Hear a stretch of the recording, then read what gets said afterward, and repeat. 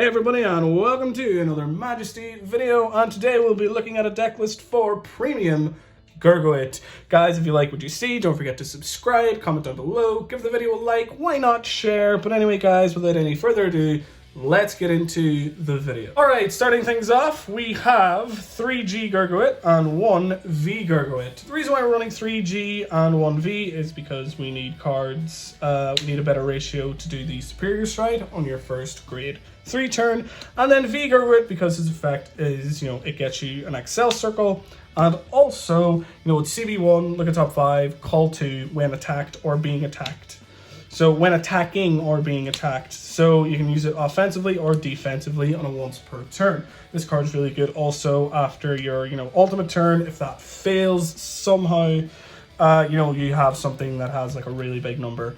Because it gives 5k to all of your superior called units and this unit for each of your Excel circles, and you will be generating a ton of Excel circles with this deck. So that is GURGUIT, and now we'll be looking at 4 V Percival. Is a really strong card. If you have to play it on Vanguard circle, all your additional rear guard circles gain 5k. And, when placed, CB1, get another Excel circle, and you get to Superior Call and Agavale from deck or drop zone, like a pseudo kind of Legion kind of thing. This card's just really strong, gains you advantage like hell if you're getting, if you're running Force 2, or not Force 2, Excel 2, which you will be doing in this deck. This is an Excel 2 deck. It gives you some amazing advantage. So yes, completely running this card at 4. And now our lone little grade 3 Mock/Dragon. This just helps kind of GURGUIT's ability as well, like V GURGUIT's. If you swing on this card, you can CB1, call a card, and this gains 5k. It's just a nice grade 3 to have for an extra for an extra swing. And then we are running 2 grade 3 heals. And we are running 2 grade 3 heals is because the other 2 are countercharge/soul chargers. And, these do you damage if they're damage denying you, because this deck needs CB. This is also good to just place. But yes, you could search it off the grade 1, the grade 1 searcher, search top 5 for a grade 3, which is awesome because you will want a heal trigger in your hand, before your grade 3 turn, or before or during your own, because you want to get 3 face-up G units as soon as possible. So yes, we're running 2 of those, and on the grade 2 side now, we are running 4 Agavale, because they can be 19k beaters. They can fill up the soul, because when they attack, you suck a unit up into soul, and it gains 10k. And also, it just fills up your soul, so it fuels stuff for your G Guardians potentially, or other things like that. So yeah. And we're running 3 Night of Daylight Canarius. This card is a 10k shield if you're under Unite. That's basically what this is, if you call 2 or more units. It gains 5k power /5k shield. And when placed on Rearguard or Guardian Circle, you can search top 3 and call with a discard. So this card just gives you loads more shield. Also, it gives you power too, because you're swinging in for 14k. So a very good card to have at 3. And now the 4 standalone grade 2s. We have the front row resistor. So if this card is placed in front row, all cards other than this unit basically gain resist. We have a CB1, call a grade 2 or less from hand and then draw. And whenever it's placed on by another card's ability, it gains 5k shield /5k power. So essentially just a similar effect to this. And now, or similar effect to the thing. But yes, and now we have, when this is placed, Soul Blast 1, discard, call a card, call a grade 2 clanned card from your drop, which is amazing. And then we have Wonderezel, which gives us an extra superior call, to help with GURGUIT's skill. So there we go. And now we're on to the grade 1s. We are running 4 GURGUIT searchers.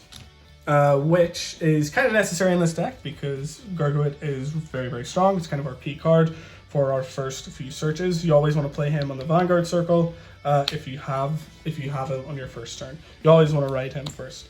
And again, when it's placed by another card's ability, in Vanguard or not Vanguard, in Rearguard or Guardian circle, it gains 5k. So it'll be like a 10k shield or 13k beater, which is awesome. And now we have the Fast Chase Liberator, which is also very good. Which is also has a when rode upon skill. Look at the top card of your deck and choose to call it or not. And when placed from deck, you get to Soul Blast 1, counter charge, then Soul Blast another one, and then draw a card. So it gives you loads of advantage when called from the deck. When you have it in your hand, it's kind of a brick, but that's kind of the game you play with this deck. And then finally for our unit grade ones, we're running 3 V Gorbiduc and 1 G, because we like grade 3 searchers. Just discard a grade 3 and you get a Gurguit, pretty much. So it's kind of like an extra Gurguit, so you kind of have to place it though. You know, that's why we're running so many like searchers in the deck, because we like having grade 3s, especially Gurguit, in the hand. And then finally we just have an Elementaria. Also, we have the grade 0s. Just any V grade 0 starter. It's up to you, Gold Paladin. And then we are running, our trigger lineup is we have 4 stride crit, and then we have 4 draw crits. So we're running 8 criticals, no less, no more, because we need a few triggers that are basically very important. So 8 is the magic number for this deck, 8 criticals. We're running 3 perfect cards, 3 draw PGs, because we already have the Elementaria. Self-explanatory. We're running 2 grade 0 heals, as we say, is a counter charger and a soul charger. And finally we have a stand trigger for the ultimate turn if need be. And now moving into the G zone, we are of course running 2 Fast Chase Golden Knights, because it gets you 2 XL1s or 2 XLs, so it gets you like a +2 in card advantage essentially, because you're drawing 2, because you will be using XL2. And whenever it attacks, its on hit is, you know, search top 5, call a card, and it gains 2k. So it's just a strong card, adds pressure into the battle phase, and nets you XL markers. So awesome card. And we also have the Gurguit Helios. This card gives you quad drive, and on GB3 gains 5k for all of your rear guards. And you and your opponent cannot call grade 1 cards to the Guardian circle. So during the battle that this unit attacked. Strong, nice wee card. You're mostly running it for the quad drive. Most of the time, people are running the draw PGs anyway. And also this guy. So what this guy does, basically CB1, Persona G flip, so put 2 rear guards to the bottom of the deck, and then look at top 7, call 2, and if you have 3 cards face up in your G zone, you get to counter charge and soul charge. And now we are on the standalone grade 4s, no more 2-ups. Brandbeat Dragon, so put 2 rear guards to the bottom of the deck in any order and G flip. And draw 2 cards, then call 2 cards. And if you call 2 cards, you get +1 critical. Awesome. So you're swinging for +2 for 2 crits. And you know, when this unit attacks, Golden Knight of Prosperity. What this card does, basically, CB1 when it attacks, put 2 rest units to the bottom of the deck, and then call 2 from your hand, and then stand this unit. And at the end of the battle, boom, stand it and gains drive -2. So you get 2 attacks with the Vanguard. So you get 4 drives, which is also pretty awesome. You get to call 2 cards for 2 extra attacks.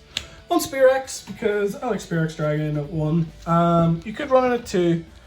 You know, it's up to you, but you know, this is also a superior stride. So under Unite, call 2 or more units this turn. Soul Blast, you get to CB2 and stride this card.